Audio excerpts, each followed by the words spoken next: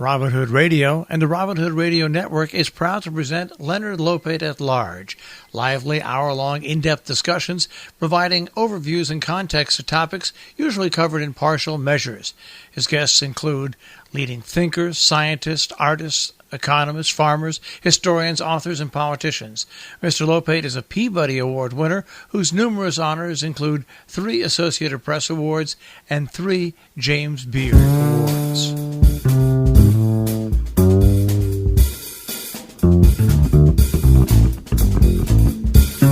Welcome to Leonard Lopate at Large. I'm Leonard Lopate.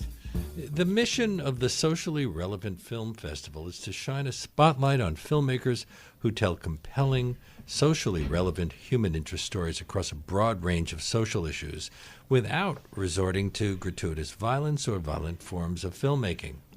Since its inception in 2013, the festival has presented some 300 films from 35 countries. This year's runs from Friday, March 15th to Thursday the 21st at Cinema Village and other venues. I'm very pleased it has brought its founding artistic director, Nora Armani, to our show now.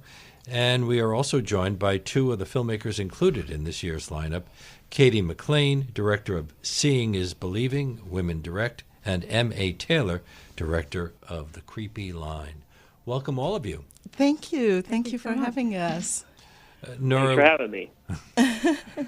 Nora, with so many film festivals already out there, what inspired you to start another one in 2013? That's a great question. Also, let me just backtrack a little bit. I had been curating and guest curating a bunch of other film festivals, not necessarily starting one from scratch, but I knew what it took, and I felt, no. I can never start a film festival.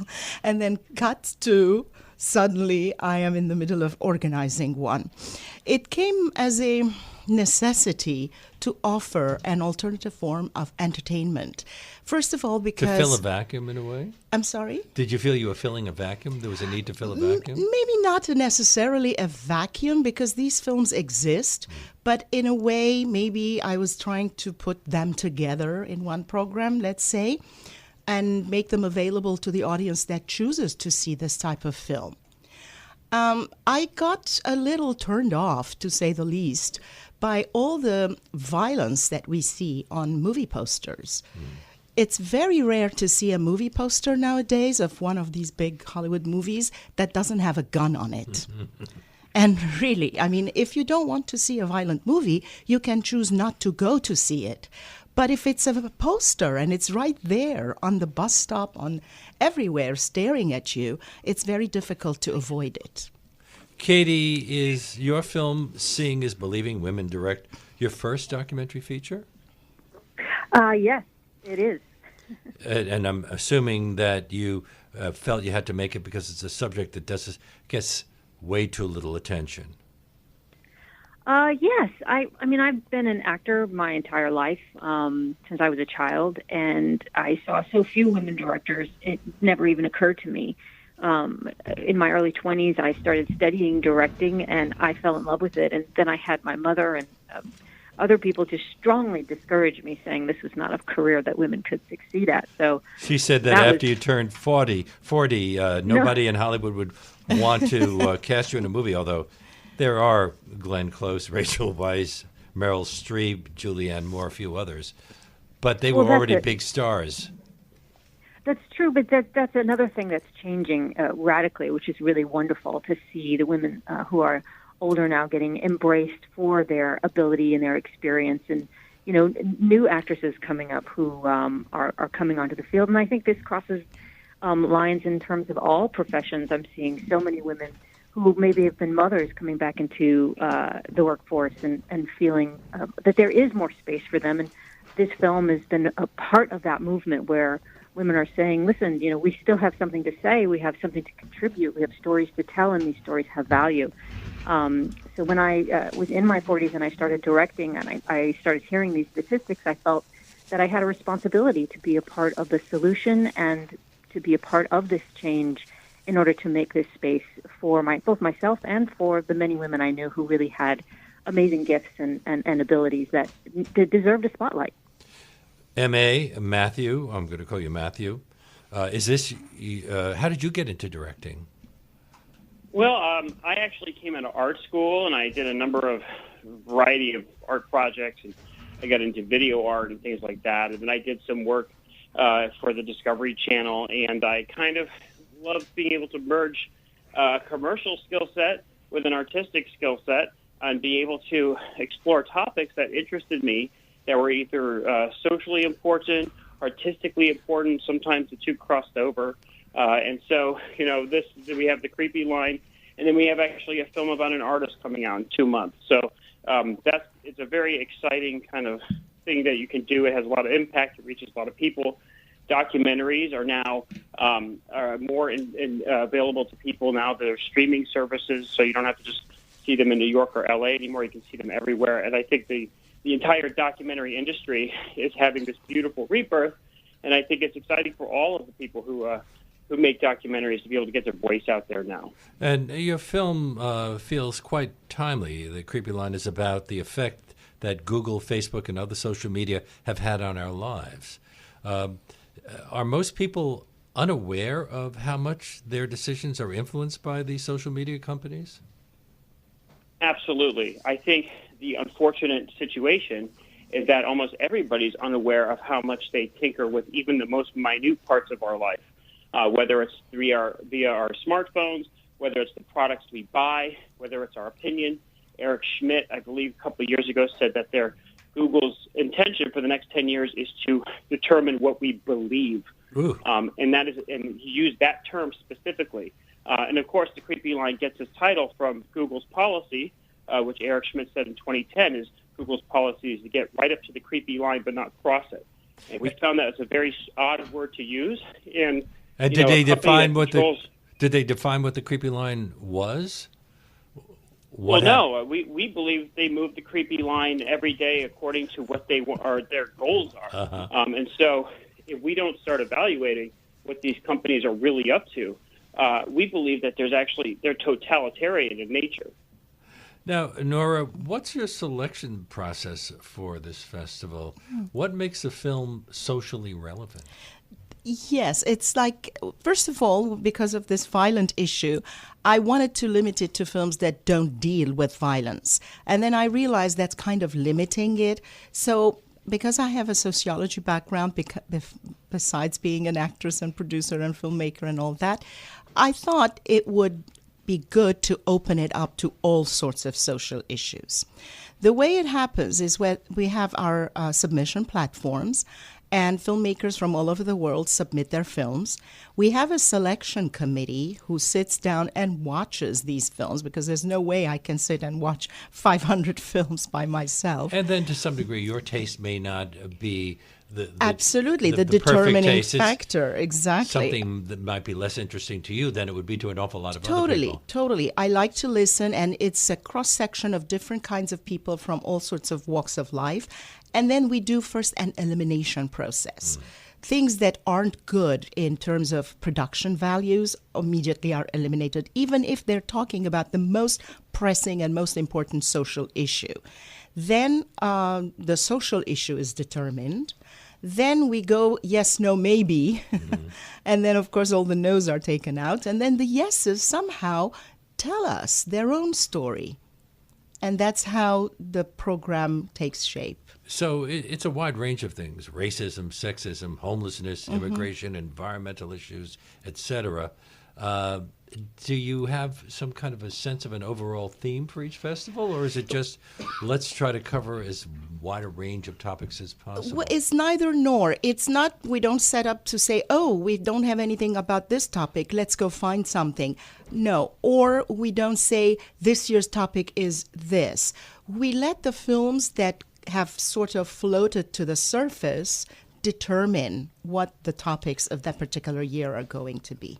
A mix of narrative films and documentaries and feature-length films and shorts. Yeah. The shorts are very, very interesting because the way we group the shorts, those are the most theme-oriented ones. We put the bunch of shorts, groups of shorts, into thematic elements. Like, for example, we have pollution and environment.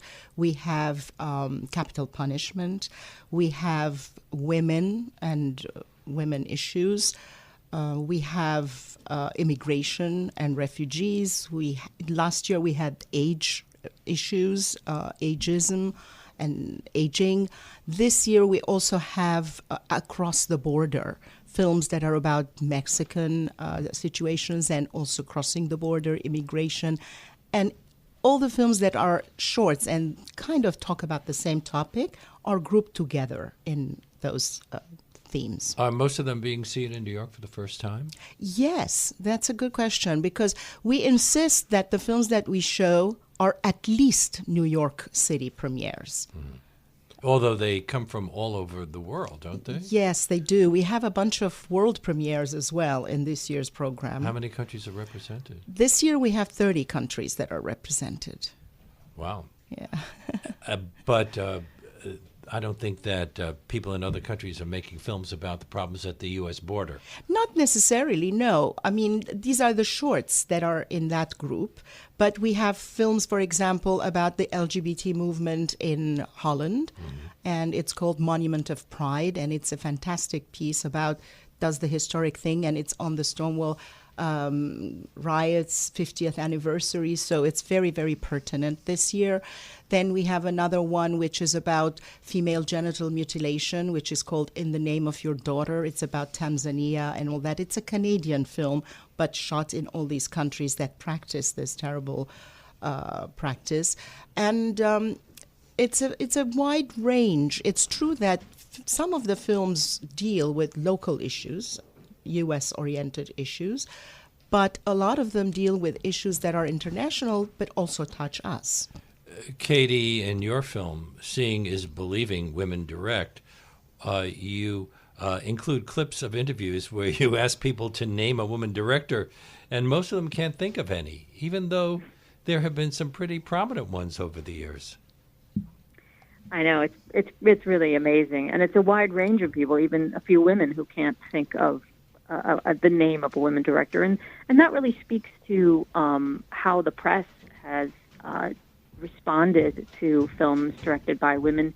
They've been sort of categorized in this sort of female genre, or only like Nancy Meyer's film talking about it's a romance, or really minimized in a way into something that seems very old-fashioned, instead of thinking about the mind of the person that has created this film and celebrating that mind. And that's something that I'm trying to inspire in the press, is to talk about women as visionaries, whether they're filmmakers or people like Nora, who have created this incredible festival out of her own, inspiration and ideas, uplifting these women and celebrating them is in the press, like you're doing with this wonderful interview, is something that really needs to happen more, I think. Well, tomorrow is International Women's Day, so people are starting to catch on to the problem. That's right. Yeah. Actually, speaking of which, one of our spotlight events is a film which is called The Man Who Mends Women, about the 2018 Nobel Peace Prize winning Dr. Denis Mukwege, who is a Congolese doctor who helps all these women who have been sexually violated and abused and raped during the 20-year Congo conflict. And we're having a fantastic panel discussion following the film immediately, a panel of women who are going to be talking about women and children in conflict zones. And we have Pramila Patten, who is the UN Undersecretary General responsible for sexual violence in conflict, and CSW Chair Susan O'Malley, and other distinguished ladies. Is it your sense, Cady, that most of the women who go into directing did begin as actors? I mean, we have Ida Lupino, I guess, is the first really prominent one, although there were other women directors before her. More recently, Jodie Foster, Angelina Jolie. Is it because they feel that their careers have been stalled, or simply because these are intelligent people who, like Paul Newman, think, well, I also want to direct a film? It's funny. There's a two-pronged answer to that. Mm-hmm. The first part is there are many, many women who did not come out of acting who directed. In fact, one of the first women directors that we know of is Alice Guy Blaché, and there's a wonderful documentary called Be Natural going around talking about, her additions to the filmmaking world.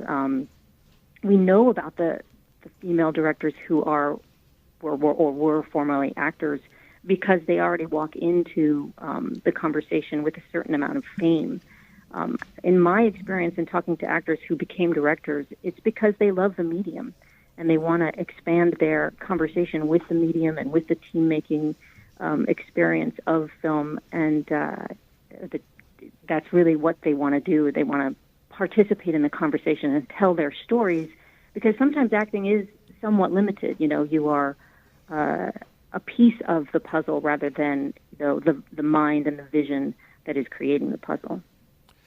We're speaking about the Socially Relevant Film Festival, which begins on Friday the 15th and runs through Thursday the 21st at Cinema Village. And I said in other venues, it's going to be another theater? Actually, all the films screen at Cinema Village. The other venues are more like for the networking events and also for workshops and panels. And if listeners are patient, we'll be talking about how you might be able to, you as WNYC listeners might be able to get passes to all of these events.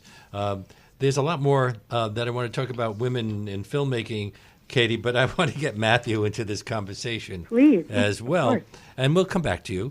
So, Matthew, you said that the creepy line comes from the former Google CEO Eric Schmidt's statement. The Google policy on a lot of things is to get right up to the creepy line and not cross it. Now, how much can be known about us? Can they know about us and influence our decisions? I would say they know more about you than you know about you. Because just the basic, if you think about it, they have 200 or over 200 different platforms. But the one platform we use more than anything, and the one platform where there's no alternative, is the actual Google search. And the Google search is the most powerful manipulation platform they have. It is the platform in which you input all of the questions you have that you wouldn't ask a spouse, a friend, anybody, your priest, nobody. And so every time you use that search, and every time you're in a location, and every time you're around something, they are able to detect that, and it is added to your profile.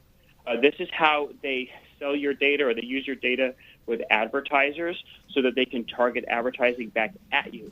And so the actual search itself, that little bar that we type all of our information into, ends up becoming one of their most powerful manipulation tools in just its operation. And so, Sundar Pichai may sit in front of Congress and say there is no bias, but that is simply not true, because the search engine, by design, must be biased in order to give you results. Just to give you a quick example, if I search for what's the best dog food, that search engine must make two decisions that are critical to how it manipulates you.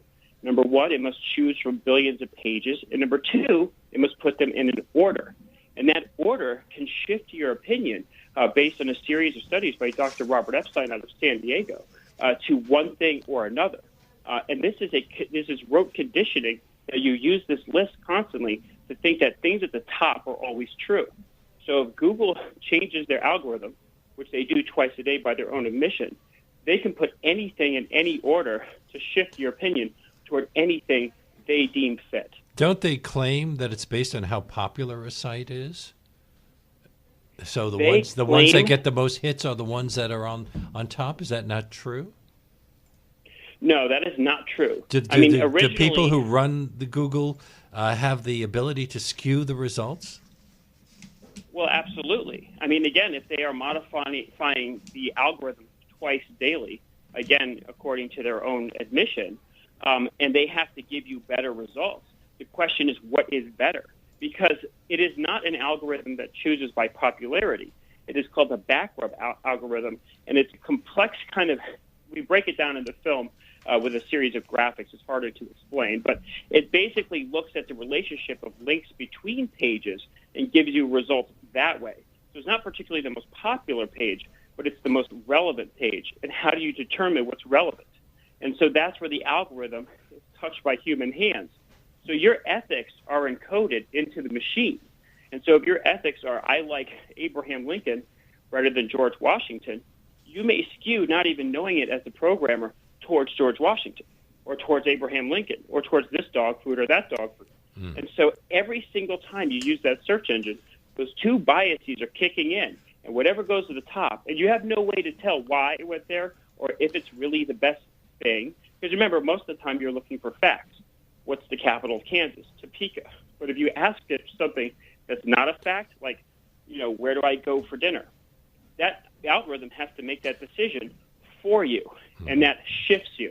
Right. And that's just the tip of the iceberg. Now, I realize now I don't have to go to Google to find out the capital of Kansas. I just have to call you. Most people think of Google as a neutral search engine. Is that part of what makes it so powerful?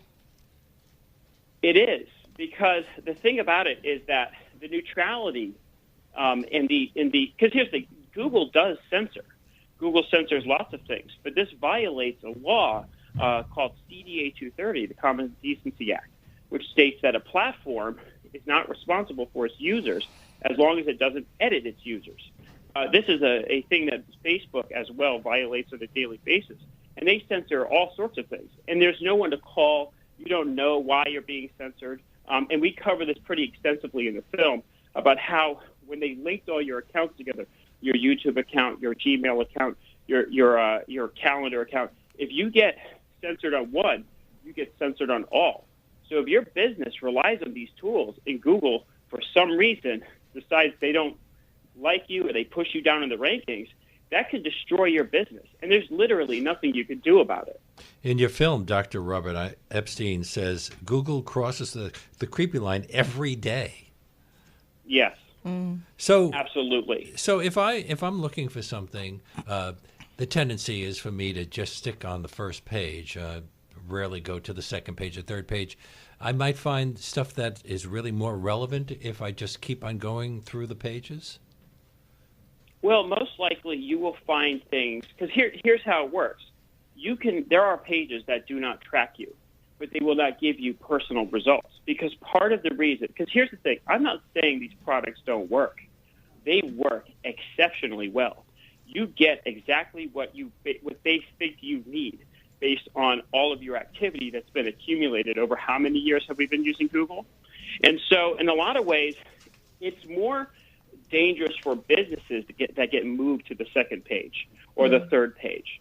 There was a lawsuit, of course, in the EU where Google was fined $5.7 billion for this kind of manipulation, because in the EU they have very different standards. In fact, we were just over in Germany presenting the film to the German Parliament and members of the EU to discuss some of what their measures are. And they have a very different standard of measures in the United States. They care about IP over free speech. We care about free speech over IP. And so that's why we have fair use laws here. They don't have them there. So it's a complicated scenario in how you see things, and that the fact that businesses and really anybody who wants to promote anything is at the mercy of these companies pushing you up and down the rankings or eliminating you altogether. And we've all had the experience of looking up something online, perhaps reading a review of a play or a film, or searching for a present for someone, and then having ads for it pop up everywhere we go online for days after. How does that work? Well, again, it's an abstract. It's kind of the story of the gentleman who started receiving flyers about babies because his daughter was pregnant and he didn't know, right? And so this is a story that happens all the time.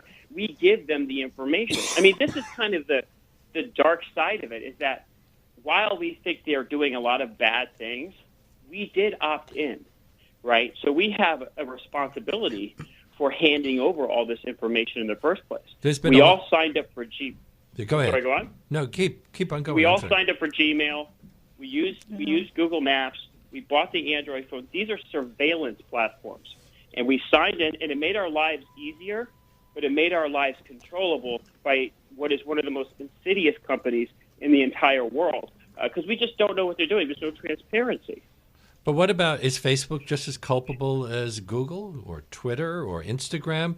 There's been a lot of talk about how the political process has been influenced by the social media?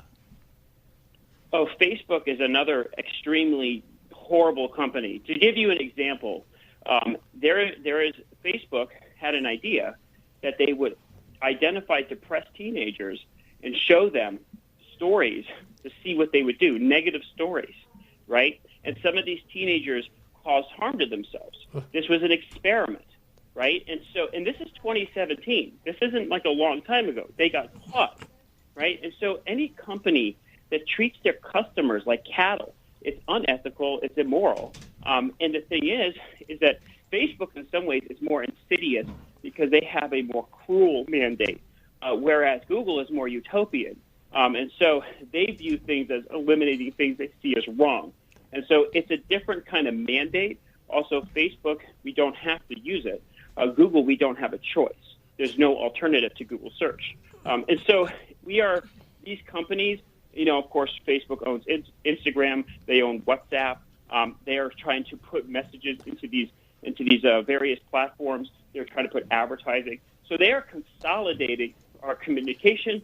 They're consolidating our emails. They're consolidating what we do every day into this monolith to basically control what we do, every day. Doesn't Facebook keep track of everything that we post and who we're friends with? What would they do with all of that data? And especially since there's the data breach from last year was headline news. I don't know what that really means to me. Is there somebody out there who now knows stuff about me that I wouldn't want them to know?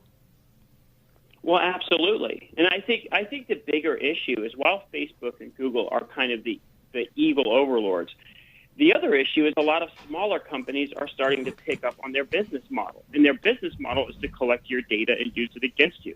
So some of the most insidious apps are weather apps because you check the weather every day and it gives your location and it tells, where you are and what you're doing and what you're near or you're near the store. And so other companies are starting to mimic these larger companies. And most of the apps on your phone are starting to track you. And here's the thing. I mean, we know that in the upcoming election, these massive pipes of data will be picked up by both parties and used to do advertising and all sorts of other things to convince people. And I don't think we had this whole idea of fake news, but fake news you can see. What these companies are doing is completely invisible. You don't even know it's happening. Are there ways to protect ourselves? Unfortunately, other than just not use search engines or social media sites? I mean, this is the unfortunate part. We have moved into a point where there's some tools we cannot divorce ourselves from. You could not use Facebook. That is true. And you could switch to another email. But look at it this way. Apple Mail sits on Google servers, right? New York Times sits on Google servers. That means when New York Times is investigating Google, Google's reading the emails that pass through New York Times. And so there's going to have to be a serious, all the legislation we have is 20th century for 20th century companies. We have to literally rethink our regulatory tools and make them 21st century for these new 21st century companies. Cady, I want to get back to you, but we're going to be taking maybe we'll take the break right now, and then we'll talk more about women making films and whether they make films differently than men do. This is Leonard Lopate at Large. Let's talk a bit more about women making films. Cady, you have a quote from Leonard who says, "If we don't tell our own stories, no one will." Do you think that women and men approach storytelling in different ways? I think the question itself sort of has to be taken apart a little bit because there is an assumption that men even tell stories in a particular way or may be drawn to violent stories or hero type of journeys where there is a wide range of abilities and interests and sensitivities in both genders or in any gender identification. And so that's something that I find very inspiring about talking to people after the film who have been men or young men, because they start to see that what the problem is an idea. that idea that we are different. We are different in our inspirations, in the stories that we want to tell, in how we tell those stories. But ultimately, we are all human, and an artist is an artist. And so what I'm trying to refocus that question toward is why have we felt that because this story or this idea is coming out of someone who is walking around in a female body at the moment, Right. Why are we thinking that that person's story is so particularly different, the way they're going to tell it, than a person who walks around in a man's body? And certainly that female experience can be unique because of what you're exposed to culturally, but that's also different from culture to culture and different from family to family. There's just such a massive range of what is coming out of these people who are in these female bodies. But we have seen this in the area of novels, where some of the best male characters have been written by female novelists, and vice versa. There's some people who feel that you can't write about another race, even though some incredible writing has been done by people of a different race. So in the end, isn't this really all about just telling stories about humans? But do you think that women are less likely to? Well, we've had some war films and films with explosions directed by women as well.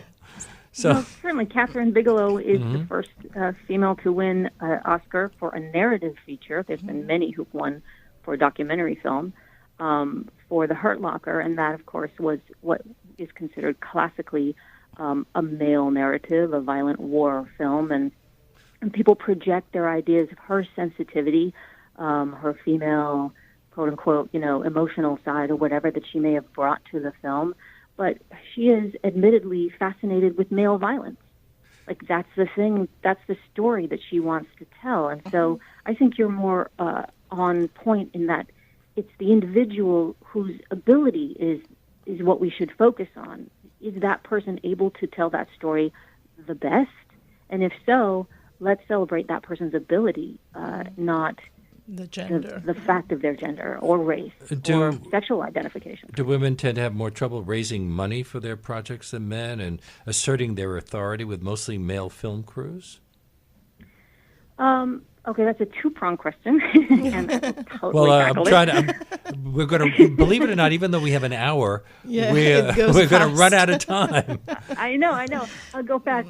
Okay, so historically, there has been difficulties for women in raising funds. That is partially because of what happened after the filmmaking era, when Wall Street came into the big studio system and started taking over, which was very male, very aggressive, and they said, we don't want women in here, and out they went. There was also the history of forming unions, which was also violent, and people saying, get the women out of here, this is very violent, this is not safe.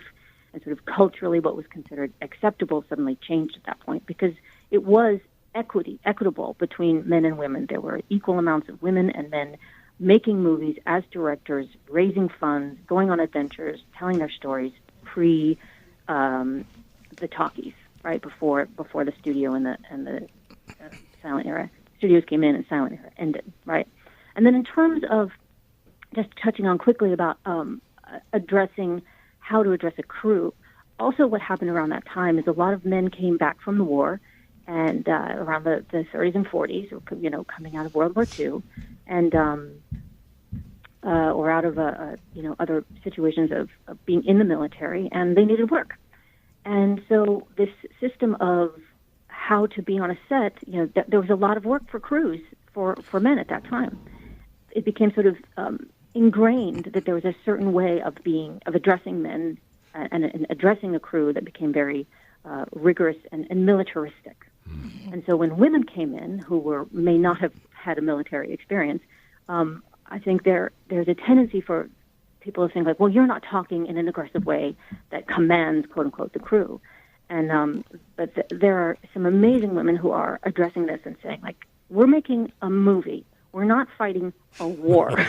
Well, haven't things we're long past World War II? You include interviews with a number of women directors, including Leslie Linka Glatter, who has directed episodes of Mad Men and The West Wing, and Sarah Gavron, who directed the films Brick Lane and Suffragette. What advice did they have for women who want to get into directing? You know, you do have to have a certain amount of grit and stamina and perseverance.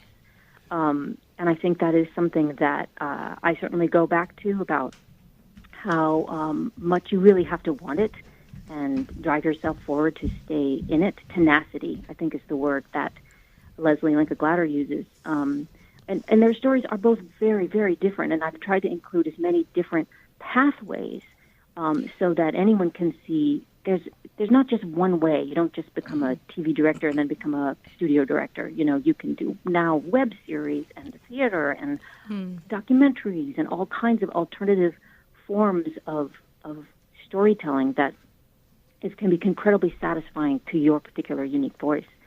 But I do think that tenacity, strength, determination, and grit are all really essential to pursuing this particular field. Yeah. Nora, you mentioned some of the other documentaries in the festival. One you mentioned is In the Name of Your Daughter, about the problem of female genital mutilation and child marriage in Africa. Yes. Is that the kind of issue that filmmakers can really make a difference in by documenting what's going on? Yes, I strongly believe that cinema is such a powerful tool. And also, let's face it, we spoke about Google and Facebook and all those things. We are always constantly in front of a screen in our lives right now, whether it's your phone screen, it's a tablet, it's your computer, it's the TV. We are constantly looking at images. And cinema has a very strong way to impact people's opinions. It's not so much that, it's to raise awareness. That's the most important thing. There are so many issues and so many social issues and problems that are going on in the world today that a lot of people are completely ignorant of and unawares. But once they know about something, they might do something about it. Another film along those lines is called Piripora, about a nomadic tribe in the Mato Grosso region of Brazil. If their habitat's being destroyed, it's being destroyed like so much of the world's rainforests, and the rest of us are totally oblivious to what's going on. Totally. And this film depicts two last survivors of a language that if they die, that language is completely eradicated from human civilization. And it's very interesting because the filmmakers find them or actually re-meet them again because they had been given a fire, which was going on since 1998. They kept it alive. And then at some point the rain comes and then they lose the fire. So they come back outside of the forest to get fire. And that's how they see the filmmakers again. And it's really beautiful because at some point they're putting T-shirts on these men. They're naked completely in the film. They're putting on T-shirts. And suddenly you see them completely ridiculed because that's not how they're supposed to be. That's not their environment. Even though that's the original Brazil. Exactly. A documentary. You wanted to say something, Cady? No, I was just thinking, that's amazing, and I can't wait to see that. And I'm thinking of changing my search engine to DuckDuckGo. Another documentary is called The Advocates, about the problem of homelessness in California. Yes, something in Los that Angeles. Also gets swept under the rug, although we discussed that on our show recently. It Will Be Chaos is about the problem of refugees in southern Italy. Another film, A Dignified Death, is about legal euthanasia in the Netherlands. Dancer is about the lack of boys in dance classes. So you're all that's a wide such a range. Beautiful film. It talks about all these male dancers who are ballet dancers and all the attacks, even physical attacks and abuse they have to go through just because they want to be dancers. And that's why the film is Danseur in the French male gender You also, we mentioned short films. One of the short films is called Boobs, the War on Women's Breasts. And it makes a case against the widespread use of mammography to detect breast cancer. That has to be rather controversial. It's a very powerful film, and unfortunately the title doesn't do it very much justice, because when you call something boobs, suddenly people think it's a hey, let's have fun and, happy-go-lucky, or maybe a sex film or something. But in reality, it's very deep in the fact that it shows how the medical profession kind of abuses the women who have breast cancer, and instead of doing certain ways of treatments, go to another way of treatments because that makes more money. So it's very strong comment on the medical profession and women and how we are victimized once again. Well, many of these films strike me as being educational. Another narrative film is called Doing Money, about sex slavery in Britain, not something that we hear much about. Totally. And then there's, in the narrative category, your opening night film is called The Merger from Australia. It's a hilarious comedy from Australia. It was a 2018 audience favorite in Australia, about a football team that isn't doing so well, and this person takes it over and decides, okay, what do I do now to revive this football team? And he engages all these refugees and immigrants who don't know how to speak English. Let's say at one scene he says, how's your English? He goes, my English is okay, but my Australian not so good. And, things like this. And then the rest is all the funny situations that come out of it. Yeva is set in Armenia. You're from all over the world here. Are there any others before we get back to Matthew and Cady? There's so many. I don't want to forget anybody. There's Public Figure, for example, which is another take on the social media, but this time it's about influencers, people who influence our lives with thousands and millions of followers, and then all these companies go and insert ads onto their Facebook and YouTube or whatever profiles. Now, Matthew and Cady, I understand why you'd want your films to be shown in a festival like this, but is this also a way to find distribution? Do film distributors or companies like HBO and PBS come to a festival like this to find creators of new content? I mean, I'll jump in on that, and I'll promise Matthew I'll leave time for you to talk to. I think that it's twofold. Certainly, one, there's an opportunity to meet distributors and other people who are interested in spreading the word about the film. But it also just helps the film find the audience that will want to maybe see it later or spread the word about it. And it's the right kind of audience for the film because it's a thinking audience, an audience that wants to discuss and dive deeper into the topic. And that's one of the things I love about this festival and being a part of it. If I may jump in terms of distribution, in the past we have done panels on distribution where we have invited distributors and set dialogue between them and the filmmakers whose films we are showcasing, to establish that link between them and direct link.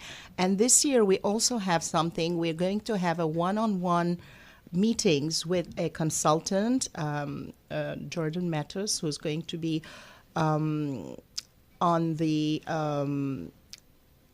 he's going to have meetings set up to advise the filmmakers how to package their film, where to distribute them, how to go about it. So all these services are side things that we are providing. But, Matthew, if you want to get the word out, don't we simply go to Google or to Facebook? Well, it's the irony of this project is that Google has taken to attacking the film and using the very tools that we're talking about to make the film difficult to find. They're actually attacking your film? Yeah. That's crossing the line. A lot of people were afraid to review it because they're at the mercy of the search engine. And so we are very appreciative to be in a festival like this who's willing to show the film. But, some people like the Hollywood Reporter wouldn't touch it. They said, well, because look, at the end of the day, if Google controls the entire information sector, it's not worth the risk. And so, or we put up a YouTube and it was taken down immediately of a trailer. Wow. I hope our festival doesn't get kicked into the 5th page. No, it shouldn't. No, the movie's out, so you should be fine. So. Yeah. We are on page 1 right now. Yeah, right. So, this is an example of what we're talking about. I mean, it's exactly what we're talking about. And so, we hope that the film gets out there and people can become aware and protect themselves going forward. Yeah, it's all about raising awareness. It's like you said a little while ago, it's very educational, but also we try to make sure that these are films which are entertaining in the first place, because yes, there are educational, there are many other places where education about these issues can be found, but we don't want to bore people, we don't want to lecture to them. It's first and foremost cinema, and it has to have that entertainment value. Well, maybe we shouldn't have used the word educational, but I know that I always want to learn about things or know about things that are interesting that I don't know about beyond what the president said yesterday, which is pretty much what you get on television. While there's so many other things happening in the world, so many really important things. Actually, happening that's in the world. one remark we always get back from the viewers, the people who help us view and do the first initial selection, deselection, etc., the yes, no, maybes, and they always thank us. I'm always apprehensive because I say, thank you for your time and so on, because this is all volunteer work. And they go, no, this is fantastic. I learned so much just watching these movies. It's so inspirational, educational, etc. So, do you, Cady and Matthew, do you also see festivals like this as an opportunity to talk to other filmmakers? Oh, definitely. I mean, that's the beauty of the independent experience. You get to meet other people who are, living on the edge, living for their film, doing the 24-hour day it's a passion project. We're not raking in the millions here. And we have two special networking opportunities for the filmmakers, and we have happy hours as well that the local bars and restaurants have chipped in and are hosting us. So we're very happy to do that. You get the last word, Matthew. No, I'm very excited to meet other filmmakers. I love movies, and I can't wait to see their movies. I can't wait to talk about future projects or hear about their future projects. I think the beauty of documentaries, you get to meet these other people, and sometimes you jump on their projects and collaborate. So I'm pretty excited about all the people we're going to meet and seeing all the movies. And thank you all so much for participating on my show today. We've been talking about the Socially Relevant Film Festival with its founding artistic director, Nora Armani, and two of the filmmakers featured in this year's lineup, Cady McClain, director of Seeing is Believing, Women Direct, and M.A.Taylor, director of The Creepy Line. Thank you so much for having us. And that brings us to the end of today's show. My great thanks, as I said, to Nora Armani, M.A.Taylor, and Cady McClain, to Barbara Kahn, who produced today's show, to Reggie Johnson, who was at the audio controls, to Charlie Morrow, who composed our theme music, and to my executive producer, Jesse Lent. Leonard Lopate at Large comes to you on Saturdays at 4 and Tuesdays at noon. You can subscribe to Leonard Lopate at Large podcast on iTunes and by clicking on Robin Hood Radio's archive program site, which is robinhoodradio.com. You can also check out Leonard Lopate at Large Facebook page. We hope to see you next week.